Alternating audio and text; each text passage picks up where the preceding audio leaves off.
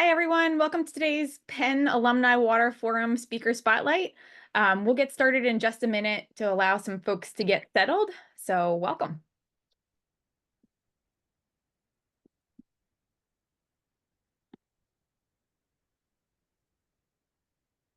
While we're waiting for folks to get started and get settled in, if folks want to drop their name and where they're beaming in from in the chat, that'd be great.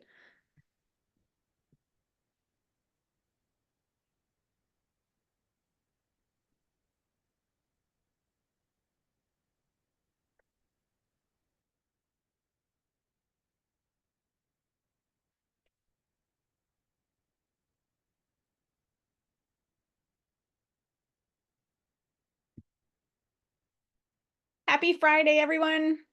To anybody who just joined us, we're just going to give folks another minute to get started. If you want to drop your name and where you're beaming in from in the chat, that'd be fantastic.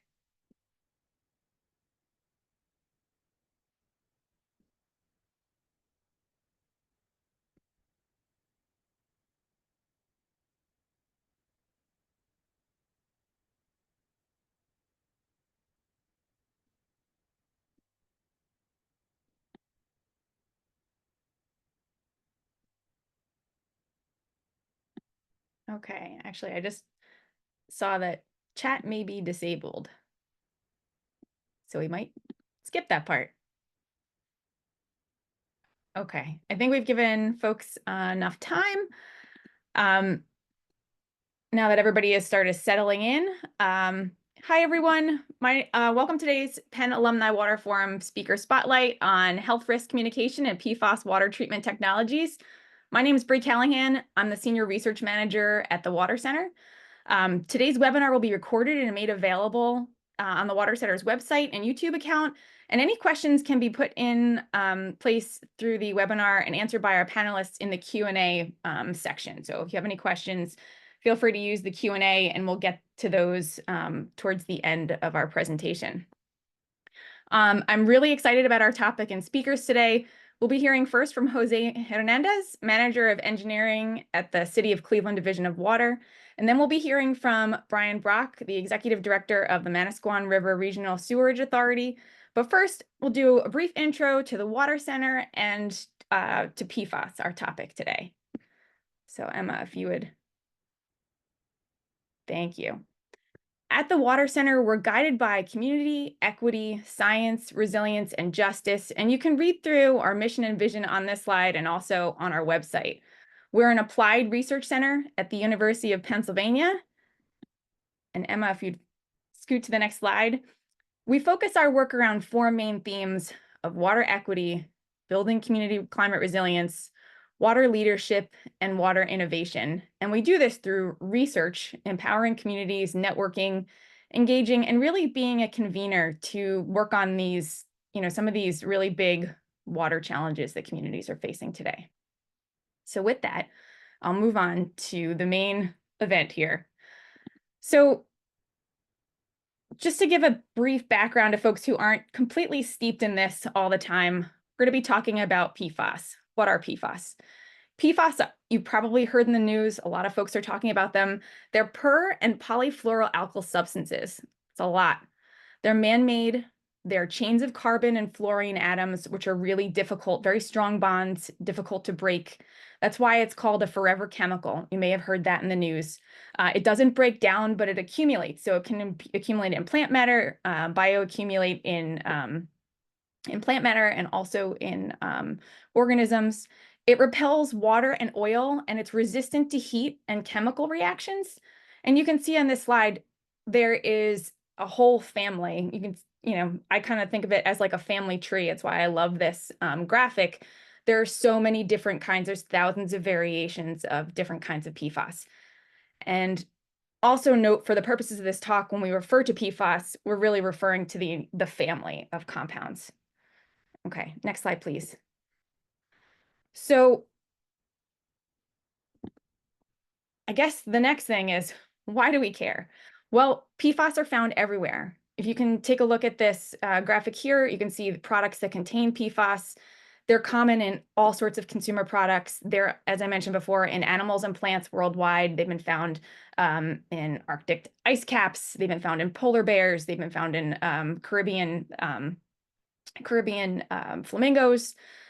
There's widespread exposure. In fact, a CDC study in 2022 found that 97% of Americans have PFAS in their blood. And there are negative health impacts, and that's why we really care.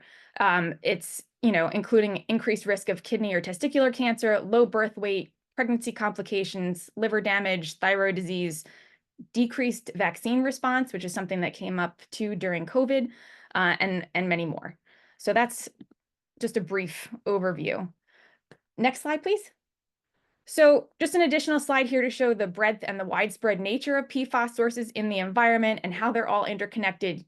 I don't know, a lot of folks have seen this graphic, but it's one of my favorites to really take a look at, the different sources where we're finding PFAS. It's not just in the air, it's not just in the water, it's not just in the, it's everywhere. Next slide, please. So why we're talking mostly about this today, our speakers will discuss a little bit more in depth, but I just wanted to highlight part of the impetus and the timeliness for our discussion is really this past April, the US EPA finalized the maximum contaminant levels for 6 PFAS compounds in our drinking water under the Safe Drinking Water Act, as well as designating PFOA and PFOS, part of the PFAS family, as hazardous substances under the Comprehensive Environmental Response Compensation and Liability Act, which is also known as Superfund. And this is important because it's, addressing and really touching so many different industries. And we'll hear from, folks further on, the exact impacts. And just to dial back a little bit, just to let you know what we're doing at the Water Center. We're working through PFAS, as you can imagine, touches a lot of different things. Communications, we've been working with our partners at Critica on communications work to understand who exactly is communicating and how they're communicating through different sources, different kinds of media. We've been working on water affordability and the connection with PFAS with our partners at the Mayor's Innovation Project, funded by Mott. Our climate leaders at Penn have done a survey of public discourse on when it was proposed, MCL, just to understand what folks were saying and what their comments were, which is really, really informative about PFAS and what the arguments were against the regulations. Legal implications. So we've been doing some research on state activities and what states are actually doing, with their settlement monies from PFAS suits, all different things of what states are doing. And then over the summer and this academic semester, the Water Center has really been working collaboratively with our corporate water sector organizations, including folks on our corporate roundtable and colleagues across Penn to produce an objective short research report focusing on the strategies for managing and communicating about PFAS contamination. So this report will be available in the next month or so and made publicly available on our website, in addition to some of our other reports like what we worked on with Critica. So with that, I would like to introduce our first speaker, Jose Hernandez. Jose is the manager of engineering for Cleveland Water in Cleveland, Ohio. As I mentioned, Cleveland Water is a municipally held regional water utility. It's the 10th largest water utility in the US, serving 1.4 million customers in 78 municipalities. Jose has authored technical articles in engineering and water industry publications, as well as a chapter in the Steel Tank Handbook for the American Water Works Association. Jose has over 30 years of experience in the utility engineering field, has worked on or managed over 100 design and construction projects, and has patents pending in the areas of liquid tank mixing and valves. Jose was born in Caguas, Puerto Rico, where he graduated valedictorian of his high school class at Notre Dame High School. He received a degree in bioengineering with a concentration in mechanical engineering here at Penn. And Jose is a frequent motivational speaker to school children throughout the community. He's also been a mentor to dozens of high school and college engineering-oriented students for the past 20 years. Jose, welcome. And I'm so excited to hear from you. Thank you, Bree. It is a pleasure to be here speaking to you. And I want to thank the Water Center for inviting me to speak on this very important subject of PFAS today.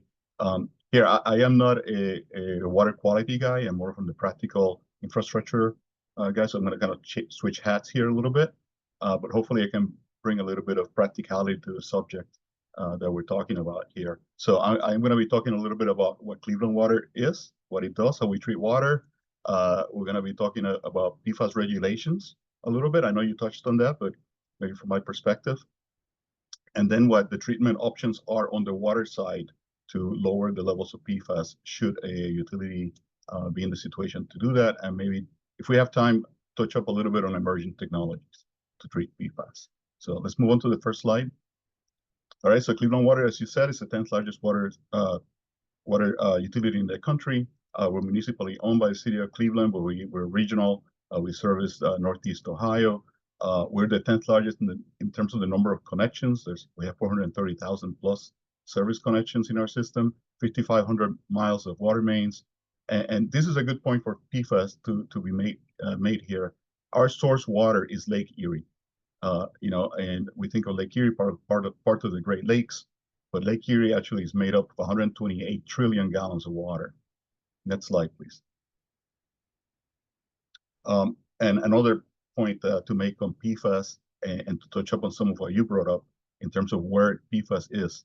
So Cleveland has an awesome, great source of raw water for our process. Our intakes are 3 to 5 miles from shore. They were located 100 years ago in places where they would be little affected by any kind of streams or rivers. The top of our cribs is 10 feet above the lake bottom, and essentially is the ideal place on Earth to get fresh water for treatment. Next slide. Because of that, Cleveland, essentially we have what is known as conventional water treatment. There's nothing fancy, nothing special here that we need to treat the water. PAC, potassium permanganate, for taste and odors, alum, rapid mix, flock, sedimentation, filtration, disinfection with hypochlorite. We add fluoride and orthophosphate for lead control. And then we have a contact reservoir, a clear well, and then we pump the water out, just as simple as that. The point I will make with this is that none of this reduces PFAS should PFAS come into our treatment plant, okay? And that's the same situation that many water utilities find themselves in. Next slide, please. So I'm not going to go into what PFAS is. You did a great job talking about that, but I will tell you what our customers see, and what they see typically is, advertisements like this, where, there's companies out there who are trying to maybe put class action lawsuits together, things like that. So a little bit of fear mongering out there, a little bit of ringing the alarm, not really based on any regulations or anything like that. So we get a lot of calls from customers that are concerned about these kinds of ads that are out there about PFAS. Next slide. So talk a little bit about regulations, and again, you touched up on that, but I'm going to take it a step further. All water utilities in the United States are regulated under the Safe Drinking Water Act. Under that act, every 5 years or so, the U.S. EPA announces what they call the Unregulated Contaminant Monitoring Rule, UCMR. The current UCMR, and those are emerging contaminants that are not regulated, and they want to know more about.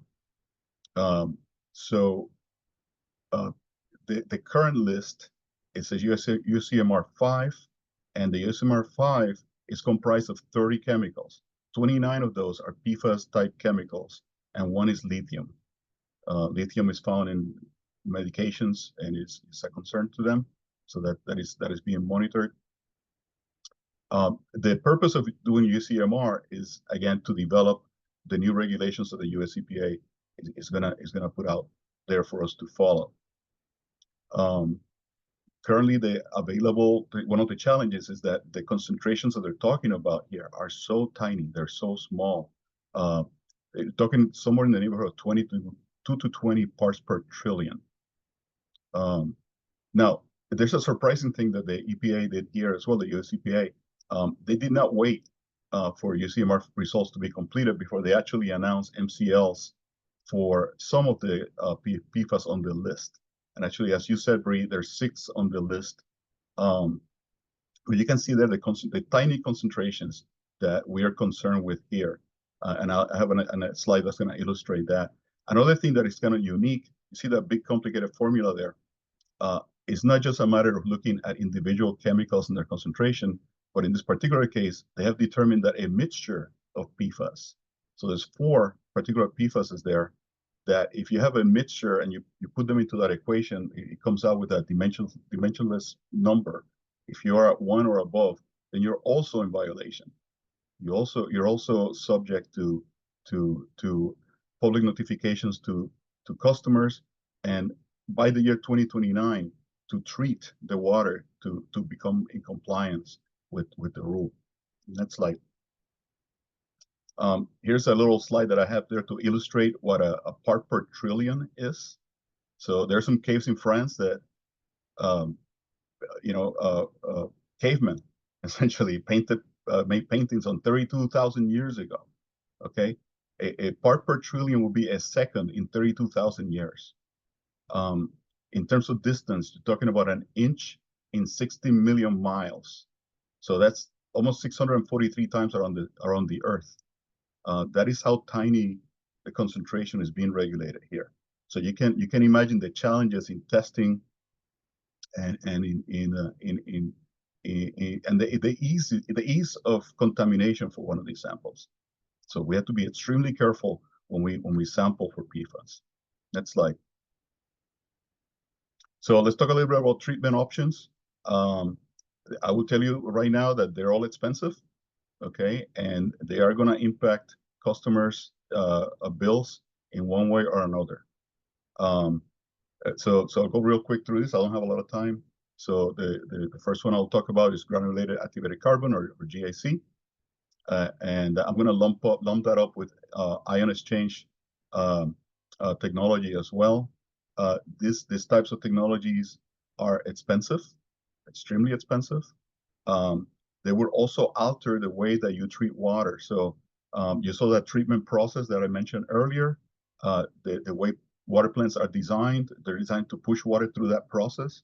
If you make any major changes to that process, then you're talking about significant changes to the treatment process, including additional pumping, construction of buildings that will house this kind of equipment, and these kinds of methods require media that has to be either replaced or regenerated in some kind of way, and that both of those are very expensive options. If you're lucky as a utility, you could prove that whatever PFAS contamination you have can be controlled using powder activated carbon, which is a part of the treatment that we typically use. But even in that case, even though you're not changing the treatment process too much, you're talking about adding many times the amount of powder activated carbon to the water that we do now. So there's a tremendous amount of expense in that regard. Next slide. Well, the last viable treatment option that I'm aware of is high pressure membranes, so reverse osmosis nanofiltration. Again, this is something that would impact the layout of a treatment plant. It's extremely expensive to run. It requires high pressure. Actually, it wouldn't work for Cleveland because out of Lake Erie, one of the things that we ingest from the lake is algae, and we have tried pressure membranes in the past, and they fall very quickly in our environment, so that wouldn't be an option for Cleveland, for instance. But it is an option for many other utilities that may have a problem. If I have a couple more minutes, maybe half a minute here to talk about emerging technologies. I have 3 here. One is fluorosorb. This is a chemical that could absorb PFAS. Foam fractionation. It's a method that uses bubbles essentially. You have to add a surfactant to the water to form bubbles that would then attract the PFAS, and then you expel the foam. And then the last one that I'll talk about with a few seconds I have left is non-thermal plasma, which is a destructive method. Those of you who are familiar with pumping or valves, the process of cavitation, or the phenomenon of cavitation, is how this works. It's mini explosions in the water that destroy the PFAS that may be in your water. Okay, so I'll stop there because I'm out of time. So we'll talk more, I'm sure, in the Q&A.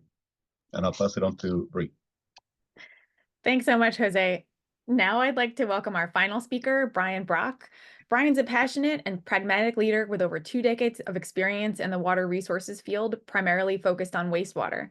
Brian's career path includes vast experience in the consulting industry, with the last decade spent as the executive director of the Manasquan River Regional Sewerage Authority, which is a mid-sized regional sewerage authority in central New Jersey. Brian is currently the first vice president of the Association of Environmental Authorities in New Jersey, vice president of the New Jersey Water Environment Association, and was one of our very own 2023-2024 Water Leadership Collaborative cohort at the Water Center. In his capacity in these various organizations, Brian's been on the forefront of communicating the significant consequences that PFAS regulations pose on the wastewater field in New Jersey and abroad. New Jersey's had a state maximum contaminant level for a few years now, so this is definitely something that Brian's familiar with.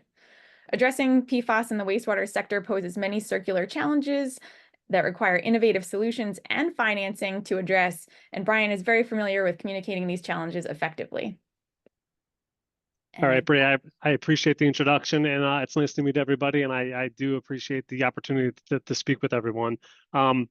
As Bree mentioned, I'm from the beautiful state of New Jersey, and I think on that PFAS advertisement we saw there, it was underneath all the little black dots, because New Jersey historically has been the center of innovation and industry, 150 years ago. With that came a lot of pollution that was really nobody's fault nowadays, but it is there. And what I want to do is just I'm going to be the wastewater side of things, which is a little bit different than the water, and kind of give some context as to where things are going, legislative action, communications, and kind of round the conversation up. So as Bree mentioned, I have 20 years of experience in the water wastewater industry. I am a professional engineer in the state of New Jersey and a qualified purchasing agent on the public side of things.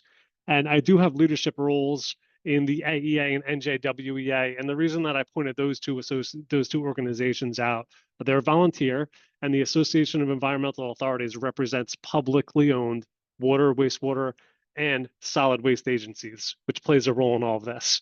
The AEA, we do lobby, so there's a lot of legislative work. We're always commenting on proposed rules, and we've actually developed a working plan in collaboration with the NJDEP. As Bree mentioned, New Jersey on the water side of things has known about the PFAS problem, and they've been on it for about 10 years. We were one of the first states to actually set maximum contaminant levels, and it looks like we're going to be the same on the wastewater side of things. The NJWEA is the New Jersey chapter of the Water Environment Federation, and the WEA is primarily wastewater operators, and they are very concerned about potential future regulations on our NJWEA permits on the clean water side of things. As Bree mentioned, the regional leadership collaborative through UPenn, I was one of the graduates there, and it was a really good experience. Next slide. All right. So Manasquan River Regional Sewer Authority, just to give everybody some context, if you could put a pin in the middle of New Jersey, it's probably right around Freehold. The Manasquan River Regional Sewer Authority serves 5 participant municipalities. The map that you see right here shows our infrastructure. We do not treat, we collect and convey wastewater to the Ocean County Utilities Authority, which is down off of the coast of Manaloking. They treat it and they pump it a mile off Manaloking out towards the Atlantic Ocean. Okay, so some of the items that I just want to speak to today are, and I underlined and bolded the word emerging contaminants. PFAS and all of the different variations of PFAS fall under the word emerging contaminants. I don't want to say that the regulations have exceeded the science, but they're pretty closely tied together. I mean, we have maximum contaminant levels on contaminants that we're still struggling to figure out what's the most cost-effective way to remove them. So there are still unknowns. I mean, what we do know, and with the AEA, we have annual conferences, and I had a speaker come from the New Jersey Department of Health to speak to everybody, because one of my first questions was, what's all the fuss about PFAS? Why is it harmful to humans? Bree touched upon it, and the biggest thing is that long-term exposure, even to very low amounts of any form of PFAS, can be harmful, carcinogenic, and it does bioaccumulate. once you get PFAS in your body, it will embed itself in your cells and tissues, and you cannot get rid of it. It's not like you drink alcohol and your liver flushes it out. It stays with you. And that's the concern. Especially in pregnant women, it's been shown that they could pass it to their babies through the breast milk. So it definitely is a concern. They made the argument. I bought it. It is not good for humans. And there's a big difference right now between water PFAS and wastewater PFAS. So water, you identify it, you treat it with one of the available technologies. Wastewater is a little bit of a different animal because wastewater, just by its nature, has more constituents that are in the wastewater, and you can get PFAS from all different areas. If you go back to the image that Bree had of all the products that we use in our life, which is pretty much almost everything that has PFAS. If you brush your teeth, that toothbrush has PFAS, it's going down the drain. If you wash your non-stick cookware, that PFAS is going down the drain. In order to remove that, that's getting conveyed to a treatment plant. And even at a treatment plant, we have a lot of biological processes that you can actually have a higher concentration of PFAS coming out of your plant, depending upon what you're using, than you had coming into it. So to stick ion exchange or granular activated carbon at the end of a wastewater treatment process is doable. As Jose alluded to, it's extremely costly, and I have a couple examples of this. The other problem is that as part of the treatment process of wastewater, we try to take the solids out of the water, and they're known as biosolids, sludge, whatever you want to use on the street. So biosolids can be laden with PFAS. And right now, biosolids in lots of areas are land applied to farms for agriculture. They're put on top of landfills for leachate, landfills for cover.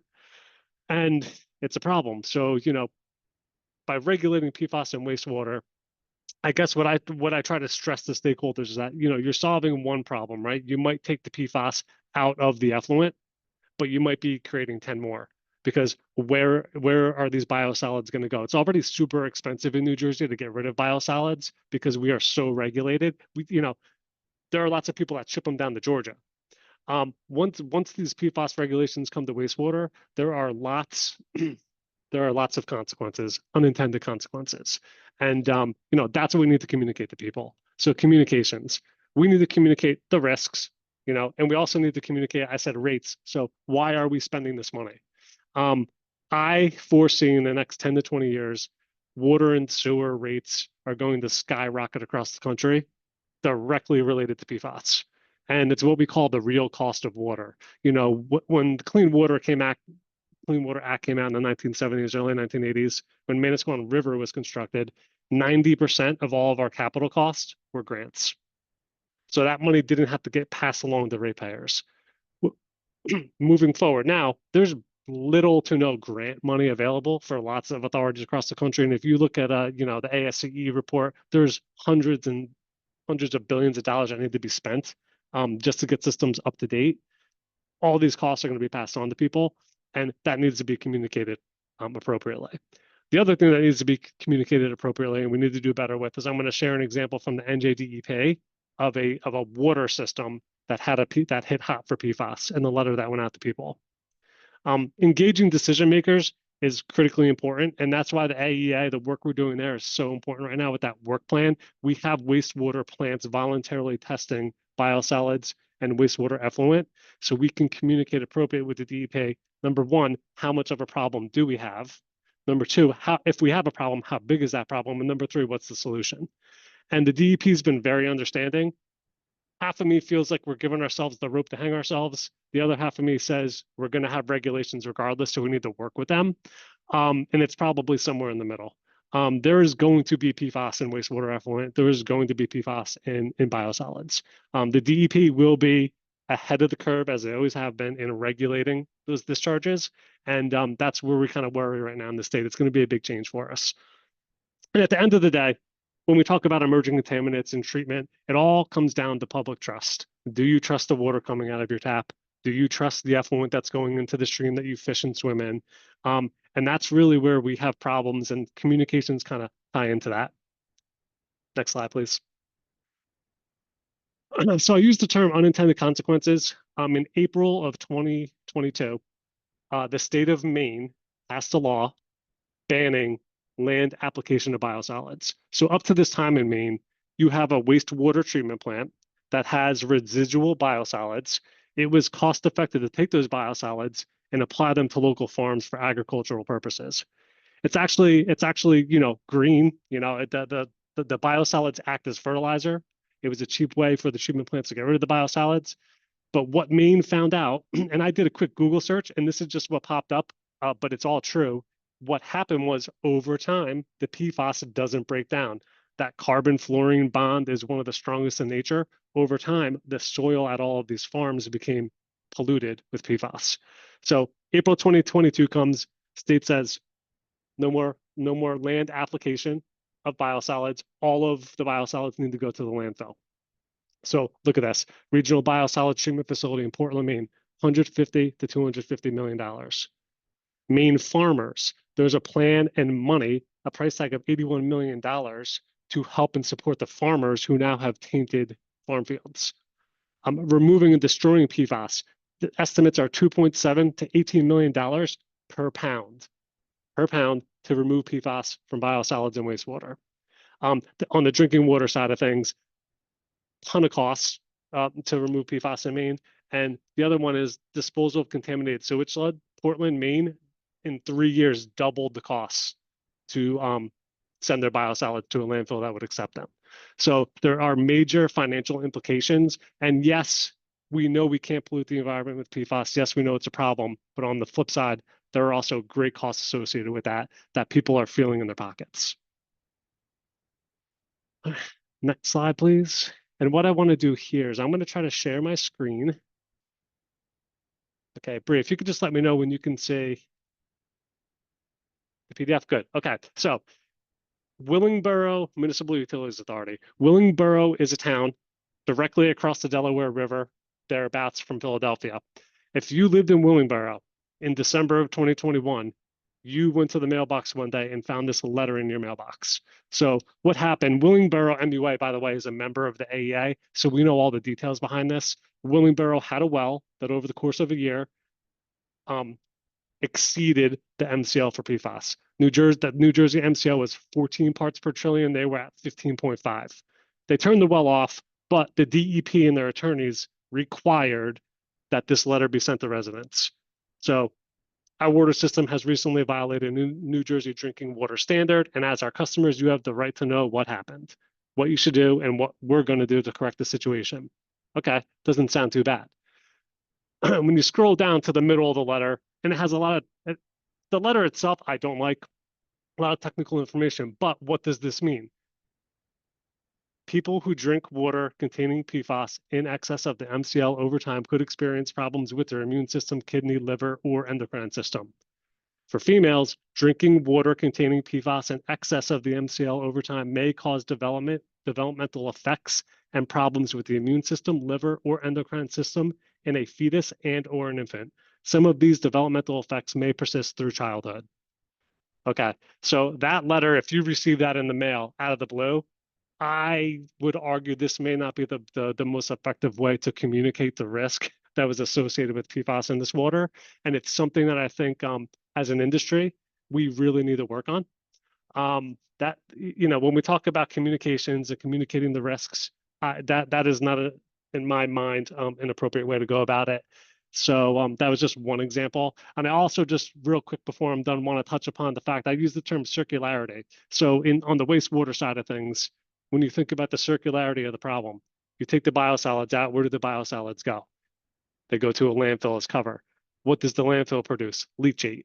In the state in Monmouth County, where Manasquan River is, we have the Monmouth County landfill that has a state-of-the-art leachate treatment plant, which costs a ton of money because leachate is like the worst stuff on the face of the earth for a wastewater treatment plant. They have to high-level membrane bioreactor treat that waste, and then they send it to a sewer authority. Now, right now, PFAS is not a problem because it's not monitored. I'll guarantee you, in a couple of years when the DEP issues regulations, that landfill is going to have to spend another $10 million to treat the PFAS because the receiving sewer authority is going to try to get it at the source. That's the thing. Sewer authorities think they can get PFAS at the source. It's not always that simple, but the cycle just never ends. And there are you can break PFAS at a very high temperature. The technologies are improving, and they're trying to prove them as we speak with pilot projects. And the EPA is concerned that you're not really breaking it down, you're just releasing it into the air. Thermal destruction may potentially be a solution for wastewater biosolids, but like I said, that emerging term, just a lot of unknowns. So just to wrap it up, it's a really, really difficult issue for everybody to wrap their heads around. It's going to cost a lot of money, and we're still learning as we go along. So, you know, everybody's going to be paying more for it, and communicating that and communicating the risk and communicating the reasons why we're doing this is going to be super critical moving forward. Thanks, Brian. That's great. So now we go into our Q&A portion of the webinar. So folks, feel free. So we already have a question in the Q&A. Feel free to enter in anything that you have. I think just to get us kicked off, I wonder, Brian, you talked a little bit about the, you know, the risk in communications, but I'm wondering if you could elaborate on what you see as the biggest challenge facing these risk communications to the public, and also about facing, you know, treatment technology communication. How do you, what is like the biggest challenge facing these communications? The biggest challenge is that in my mind, PFAS is kind of a complicated, it's a complicated contaminant, and you know, it's the technologies available right now to treat it are kind of complicated. So it's always tough trying to tell people, listen, your water rates might double in the next 10 years, and this is why, because we need to make your water safe. Because then the question is, oh, my water's not safe now. What do you mean you need to make it safe? So there's a little psychology. In my mind, like Manasquan River, we're so small. We're not the type of agency where we have the resources to do that. I think utilities are going to have to start looking towards marketing firms to help best communicate whatever their message may be. Because like Jose said, it might not be that big. It might not be as big of a lift for Cleveland if their water doesn't have PFAS. If you're Willingboro, that's a big lift. There's another utility in New Jersey, Ridgewood, who had 25 treatment plants that had to spend money to consolidate them down to 10 because that made the most sense to deal with their PFAS problem, which was from a polluter, you know, for 100 years. A lot of chemical companies in New Jersey. So I think everybody needs to sit back and kind of do your own analysis of your service territory and how to properly communicate that. And it's never easy. Thank you so much. Jose, I had a question for you too. I'm wondering, you know, if you touched on this a little bit, but, you know, what are the most significant trends in water treatment technology in response to the new EPA drinking water regs? Well, the most significant trends. Well, here you got to understand that New Jersey, you know, Brian's example, they're ahead of the curve. Like he said, they've been dealing with this for 10 years. A lot of parts of the country, including Ohio, you know, we don't even have direction yet from the Ohio EPA, which is a regulator, on what we need to communicate to customers about this law. So Brian's examples are very valuable in that you know they've gone through this process already. But in terms of technology, so we're exploring new technologies, but these technologies are all extremely expensive. I do not know how we can get around it, just like Brian said. I mean, this is going to impact the bottom line in many places, and some of the smaller utilities are going to really feel it. You know, these are it's not just the cost of installation, which is outrageous in some cases. You know, you saw our treatment process in Cleveland, right? So a lot of these processes here, you have to squeeze, not anywhere in the plant, but you have to squeeze between the filter and the point where you feed disinfectant. That's all you have. So so there's expenses just in squeezing the process in there, including a new pump station. I mean, it is significant what needs to happen here, and many of the smaller utilities are going to really feel the pinch, and their customers for sure are going to feel it. And even though there are funds available under the bill, you know, the infrastructure bill for emerging contaminants such as PFAS, you know, is it enough? And I'll dare say that it's not even close. It's not even close. Yeah, and what we're hearing too with some of the work that we're doing is that those funds are already oversubscribed.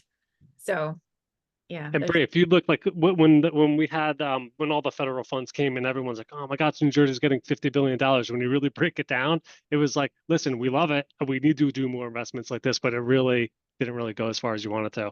And just to touch upon what Jose said, in New Jersey, we're also finding that the testing technologies are new for water and wastewater. So I'm on private well water, right? So there's public water, then there's a lot of people on private well water. Getting a test, number one, the labs are overloaded because everybody's testing for PFAS now, and number two, it's expensive. It's like $700 to $900. Now I expect that cost to come down, but as a homeowner, you're required to test for it.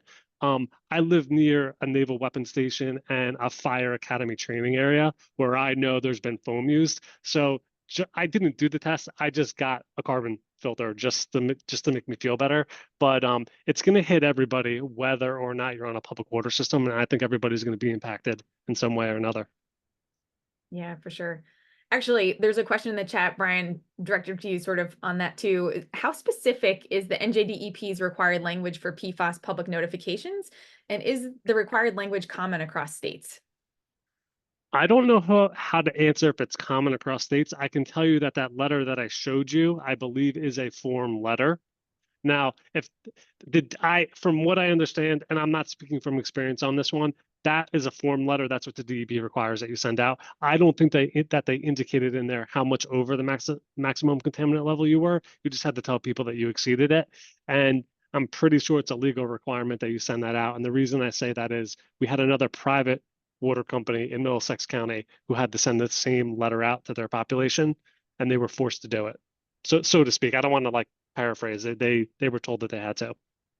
Yeah, from what I understand, that there's some discretion between the EPA and the state, but that the state, can, there's regs under the Safe Drinking Water Act for notification, but that, there is some, dependent upon each state about what exactly needs to be sent out. I think with Willingboro, the difficulty too was that it was misleading in the fact that they had already turned the well off so that they were not actually getting water that was from that well. At that point, once the letter had gone out, it actually had been shut off anyway.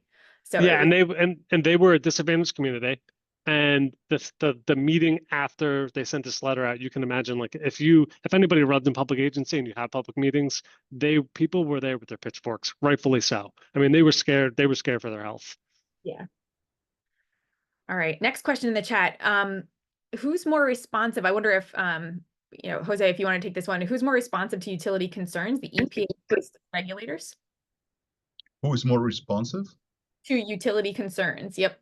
Well, the US EPA, they promulgate the laws, the rules, but the state enforcing agency, the health department in Ohio is the Ohio EPA.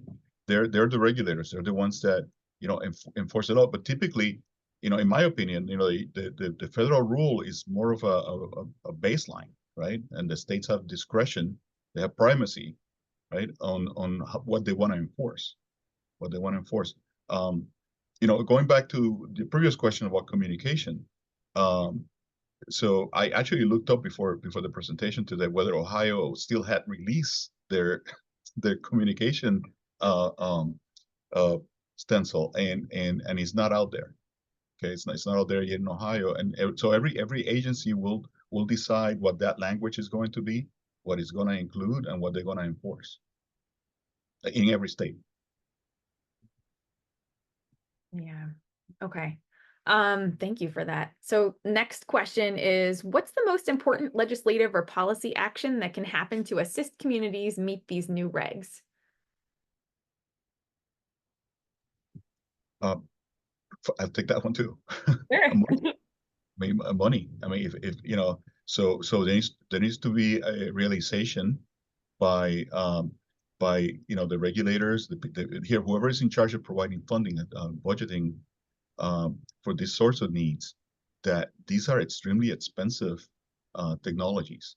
That and you're essentially the rule is across the border. It's the same for small utilities, for medium utilities, for large utilities, right? So at least on the water side, Brian can probably tell you on the sewer side and the solid waste side, but that's a blanket rule that impacts everybody. So a lot of the money is tied up in rules that say that the money is directed towards disadvantaged communities. They're also those kinds of things when it comes to the money that is available. So, but every community potentially has a vulnerability to PFAS. One of the reasons in my presentation I showed the source of water for Cleveland, by the way, I want to make this point here, is that 100 years ago, I loved Cleveland water. I mean, the source water is unbelievable, okay? And I never thought in my lifetime that I would see PFAS. We're taking water 50 feet at the bottom of Lake Erie, 5 miles out, okay? And so far we have been non-detect PFAS until August of this year, where we actually detected, let me be clear as to which one, is the PFBA, which is a non-regulated one, and we're well below what would be a regulated level. It was about 2 parts per trillion. But I never thought in my lifetime that I would see that there's PFAS at the bottom of Lake Erie, 5 miles out. So if Cleveland can find, and then we tested since then, and it's non-detect again. I don't know what caused that detection, but it is out there. So if that is the case, then no one in the country, should feel comfortable that they are not going to find PFAS. It is everywhere, literally everywhere. So this, and it's expensive to treat. So anything that anybody in regulators or politicians or whoever is involved with making the decision making, they just need to realize that this is going to be expensive, and what communities are going to need is funds to get this done. Yeah, for sure. I mean, it's so funny because, everybody keeps talking about all the historic money that's available for infrastructure through, the bill funding and, all of this money that's out there. And then when you really put it in context, Brian, you mentioned Ridgewood Water, and I think I heard something like their price tag for, filtration for them was like $100 million just for that one system. So if you really think about it, and how many millions of dollars each state is going to get, you think of it in that context and you're like, wow, it's like mind blowing about how much money it's actually going to take. Yeah, and I think financing is important. And there's a couple things here. The regulators, the policymakers, the legislative people also need to be open to technologies and open. Like, I know the DEP is very open. Like, I say we're like frenemies, right? Like, it's, they're regulating there, but they really want you to succeed. And I like working with the DEP. They're awesome. Biosolids, one way to get rid of biosolids is to burn them, incinerate them, incinerators, right? So incinerators at regular operating temperatures can't break the bond of the carbon fluorine. You have to call it gasification. It's basically an incinerator with, just some extra juice behind it. You have to heat it up to like 1600 Fahrenheit, like crazy hot temperatures to break it. New Jersey's moving towards getting rid of their incinerators, right? But I think that we have to kind of keep it in the back of our mind that we have to be open to these new technologies that have a benefit in order to save cost. And also, I think we just have to keep in mind globally, I use that term, the real cost of water. That's what it is. People are used to paying crazy low rates for water. And you know what? PFAS is a problem. And if you detect it, you need to get it out. And it's going to cost money. So people need to generally, and this will happen over time, we need to do a better job of educating them and making our case for raising rates so that we can have safe, reliable drinking water, because it's just the fact of the matter. Yeah, and you touched on it too. I mean, communications are so important. I think that's why we started thinking about it too, because, not causing hysteria and making sure folks actually understand what their risks are, goes such a long way. I mean, like you said, folks are ready with pitchforks in Willingboro. I mean, that's the last thing people want to hear, right? Is that their community is at risk and they're thinking about their own families. So really being able to communicate that risk effectively and making sure policy wise that we're not, creating hysteria just to satisfy, legal liability. As an attorney, I also, was thinking like, okay, I know where this is coming from. I get what you're trying to do, but at the same time, like, what is really in the best interest of the public? Yeah, and Willingboro, just to close the loop on that, they did a fantastic job addressing it, and they've spent a lot of time and money getting their system to the point where they can treat for it. But just think about that, from the time that they found out that they had a problem to the time you actually implement the technology, we're talking years, not days.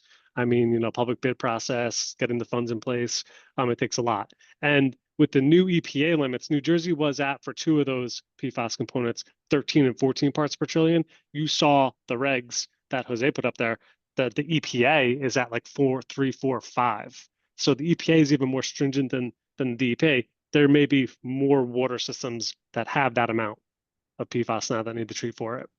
And you have to think about that too. That requires additional filtration. That's going to up the expense for the filtration. I think, I had heard something, and I'm not sure if this is accurate, but, the initial price tag for Willingboro was like $5 million for filtration. And then to get down to that 4 parts per trillion level, it was like $28 million. So there's a definite, difference there, trying to, that's going to be passed on to the customers too. And then you're additionally dealing with affordability issues. Yeah, and then when that media gets saturated with PFAS, where do you send it? Yeah. To the landfill, and then it ends up in the leachate, which goes to the treatment plants, wastewater treatment plants. So it's just, a lot of things we need to think about. Yeah, for sure. All right, getting back to the questions in the chat. The next question is, what filtering would you recommend in order to remove PFAS?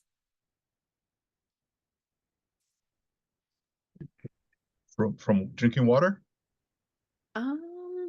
It doesn't specify. I know EPA has some recommendations I've seen on, there's some point of use and then point of entry filters. But like Jose, like you mentioned, there are a number of potential options.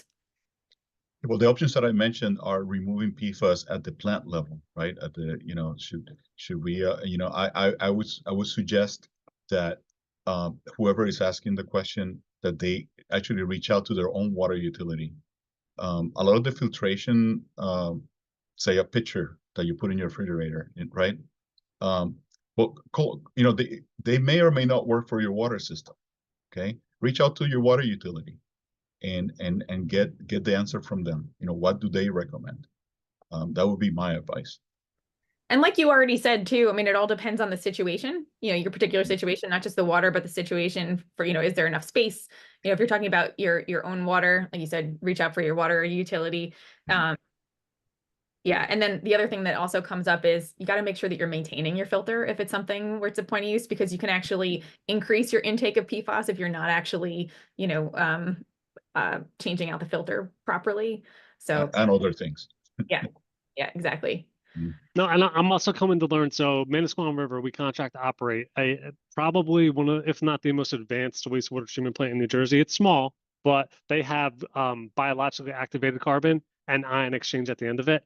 And come to learn, I'm not a process person, but I'm learning there's different media that can go in those tanks, and the different media takes out different contaminants. So just something to be aware of. And if you have, like at home, I have an ion exchange unit for a water softener, right? That's a cation, calcium, magnesium, takes them out. I backwash it, no problem. You're not going to want to backwash your ion exchange unit if you have PFAS in there, because where is that backwash going?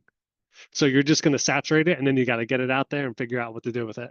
And that's costly. So to Jose's point, talk to your water purveyor, get a well test at home, and you could talk to I guess a filter supplier that could direct you in the right direction. The next question is about the status on regulating PFAS in manufacturing. Do either of you have any thoughts on that? Well, I mean, I think there are laws out there already. I mean, if you try to buy a Teflon coated frying pan, good luck. I mean, it's not available anymore, right? I think so. I'm not familiar with the exact regulation for that aspect, but it's I don't know, Brian, if you know, but I believe that it's being handled. Yeah, so there are so many different combinations of PFAS, but to my knowledge, like PFAS has been banned for quite a while in industry. Like there are rules and regulations out there. I don't know them by heart, so I don't want to speak directly to it, but there are bans on using those, PFAS. And I think it's state by state too, right? I mean, I think it's and like you said, like I talked about with the family PFAS tree, like there's thousands and thousands of variations. So in order to be able to ban certain ones, you've got to have a lot of backup and behind that to be able to make that happen. And so, I'll make a statement that you probably have to fact check me on, but it's the only way I can explain how polar bears have it in their blood. I've heard that it can survive the evaporation cycle.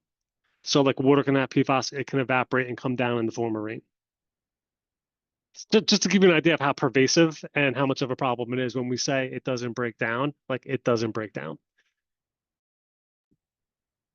Yeah, for sure. Let's see. I think one of the questions I had too, Brian, you had mentioned the PFAS testing. And I know I've heard throughout, the country there, getting their regulations for labs to be certified through the EPA. There's a special process for for testing for PFAS. And, labs are backed up and there's issues with so I was wondering if you might speak to that in New Jersey or, Jose in Ohio, if you're seeing the same sort of things. Yeah, so in New Jersey, Manasquan River, we are not participating in that work plan that the AEA has where wastewater facilities are testing their wastewater effluent, but the ones that are have told me it's costly and labs are backed up. Because wastewater facilities, for the most part, it's not like there's a million labs that you can send your sampling to that are certified. So it's number one, it's a limited number of labs to start with. Especially for, I think the wastewater testing process is even newer than the potable water testing process. So it's just all new and emerging. So I don't want to say it's been an issue. It's just not your typical testing process. Again, I'm not a water quality guy. I'm not on that side of things, but I hear things. And my understanding is that UCMR is done by region.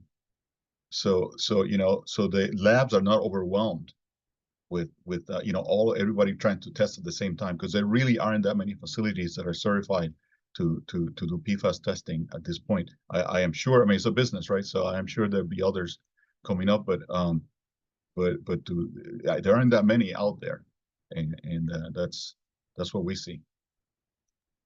Yeah, we're seeing that too. Seeing that in Pennsylvania and across Region 3, so that makes sense. All right, I guess one of the other things that I was thinking about too was about funding. So is there, I was wondering in, Ohio, Jose, or, Brian in New Jersey, I know you said DEP is sort of ahead of the game on a lot of this stuff too. Has there been support provided for, utilities to be able to take a look at, funding? What sort of resources are out there for communities? Well, here the rule that's out there for water utilities, it says that right now the requirement is for notification, similar to what Brian showed, that kind of letter or bill insert or a statement in your water quality report. You're required to do it within 12 months of the discovery of PFAS. Ask me the question again. I'm sorry. I got lost. No, I think you got it. We were talking about, I was just asking about funding and just funding. Yeah, so there is funding for PFAS available through the infrastructure bill.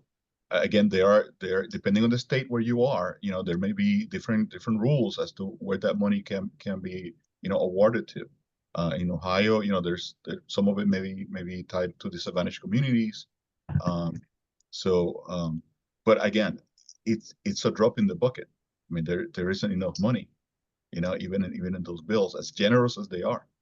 The lead issue, for instance, is sharing it's got a big lion's share of that money, right? Although there's money that's earmarked for lead, but that's all coming from the same bucket, right? So yeah, there are limitations in terms of the funding available. Yeah, so in New Jersey, with the wastewater side, I think it's the Clean Water Act, so it's the Clean Water State Revolving Fund, which in New Jersey is run by the New Jersey Infrastructure Bank in collaboration with the DEP. Every state has a state revolving fund, so you can get money there. It's very well funded. New Jersey is fantastic. I don't know how the other states are, but New Jersey is just great. Everybody there is awesome. However, that's money that you borrow. It's not necessarily grant money. The grant money is another story. There are programs, there's not a lot of it. And if you need assistance, I'm actually getting into this with the Plumstead MUA, where Manasquan River has a shared service. The US EPA has technical assistance programs, like water technical assistance for small utilities that don't have resources. So if you think you have a problem, you don't have the resources, I would say reach out to your US EPA region, ask about their water TA program. Plumstead MUA is going to take advantage of it. I hope, fingers crossed, to help us figure out not PFAS, other things, but I would almost guarantee that it's probably there for that problem too. And they'll help you identify projects, high level figure stuff out, and get you to the state revolving fund. Awesome. Well, Brian and Jose, thank you so much for your help and for chatting with us this afternoon. Thanks everyone for joining us. It's been great. The video will be available on our website and our YouTube channel. So thank you so much for attending, and we'll see you next time. Thank you.